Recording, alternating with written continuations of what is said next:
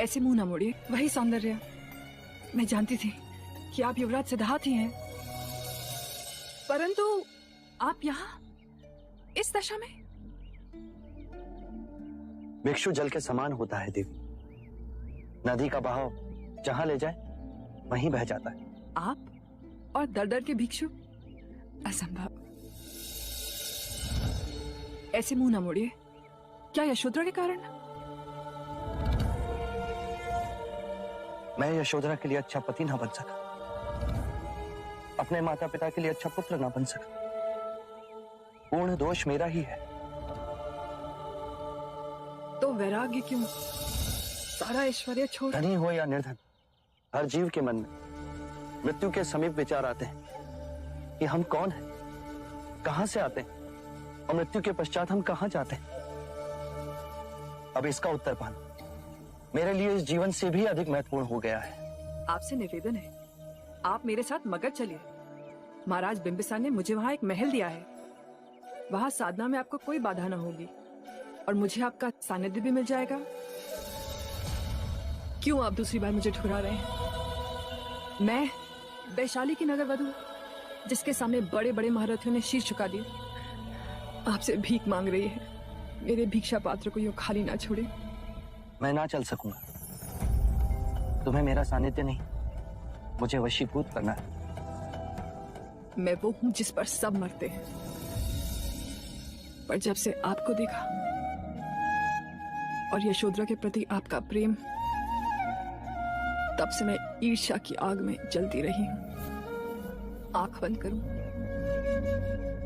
तब भी आपका सौम्य रूप मेरे मन में गूंजन करता है।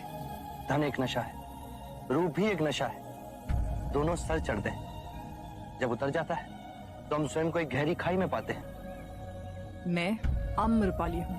आम्र के कोमल पालव से तुम्हारा नाम पड़ा, जिसके नीचे तुम पाई गई थी।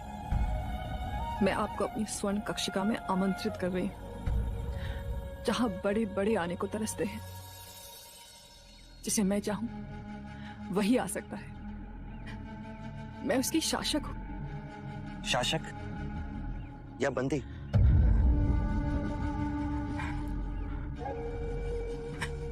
आपको कैसे पता कि सुंदर शरीर के अंदर इतनी पीड़ा है? बिना जाने आपने मेरे दुख को पहचान लिया। मेरी मुक्ति का मार्ग आपका सानिध्य ही है। आज तुम्हारी पीड़ा ने तुम्हें जागृत किया। अपने अंदर देखो आम्रपाली, कौन हो तुम? ध्यान धरो, तुम वो नहीं जो जग तुम्हें समझता है। तुम आज भी उस आम्र के कोमल हरे पत्ते के समान, जिससे तुम्हारा नाम पड़ा।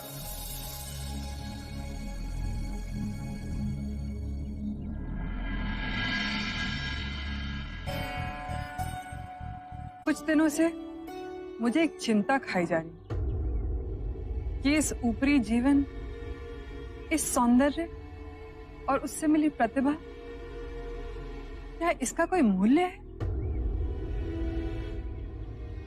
अगर एक दिन ये नहीं रहा तो फिर क्या होगा? धूप भी ढलती है आम्रपाली। इस जीवन में स्थिर कुछ भी नहीं, और यही अस्थिरता हमारे मन में गहरे दुखों को जन्म देती है। वस्तु या धन का मोह ना हो, परंतु अपने सौंदर्य का मोह हमारे मन की गहराइयों में जड़ पकड़कर बैठा है, जो अहंकार को जन्म देता है, उसे पालता है। परंतु ये क्षणिक है। जब तुम ध्यान में जाओगी तो पाओगी जो नश्वर है, तुम उसे पकड़कर बैठी हो और तुम्हारे दुख धीरे धीरे विलीन होते जाएंगे। ऐसे सुख की अनुभूति होगी जिसे ना कोई काल छीन सकता है, ना ही आयु मिटा सकती है। मैं आपके बताए हुए मार्ग पे चलूंगी। आप मेरे अम्रवन के महल में पधारिए, मैं धन्य हो जाऊंगा। मैं अवश्य आऊंगा।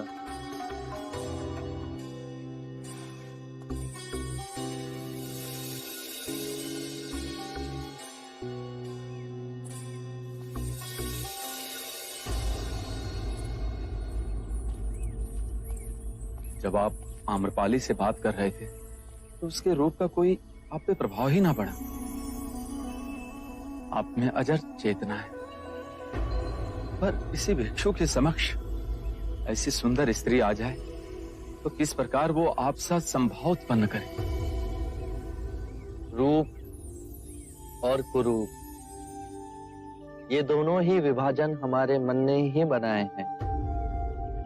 ये उन्हीं 5 तत्वों से मिलकर बना है जिससे सारी सृष्टि बनी है। यदि हम एक कलाकार की दृष्टि से देखें तो कोई भी वस्तु अद्भुत और कोई भी वस्तु कुरूप भी दिख सकती है। ये बादल, ये हवा, ये सूर्य की किरणें, पतझड़ में सुनहरे वृक्ष और ये बांस का मनोरम वन, सब सुंदर है। संभवतः ऐसी कोई सुंदरता नहीं जो एक मनुष्य की एकाग्रता को क्षीण कर सके जितनी नारी की सुंदरता। यदि नारी के रूप ने मनुग्रहित किया तो पुरुष अपने मार्ग से भटक सकता है। यदि आप अपने चित्त की गहराई में जाकर देखें तो आप जिसे सम्यक दृष्टि से देख रहे हैं वो दोनों कभी आपको अपने मुंह में नहीं बांध सकेंगे। फिर सौंदर्य क्या है बुद्ध? सौंदर्य जो अमिट है, जो कभी दुखों का कारण नहीं बनेगा, वो करुणामयी मुक्त हृदय कभी भी कार्य कारण से बंधा नहीं होता। वो हृदय जिसमें शांति और आनंद का भाव हो, वही परम सत्य है। बस अभ्यास करो, ये द्वार सबके लिए खुले हैं। बस पहला पग आपको स्वयं उठाना है। धन्यवाद आपका। आपकी जिज्ञासा से सौंदर्य ज्ञान हमें मिला।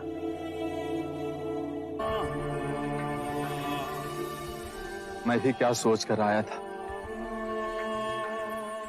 और देखो क्या हो रहा है।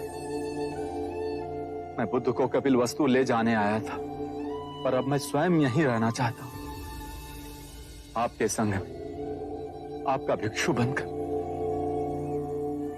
आप मुझे भिक्षु बनाएंगे ना? अवश्य।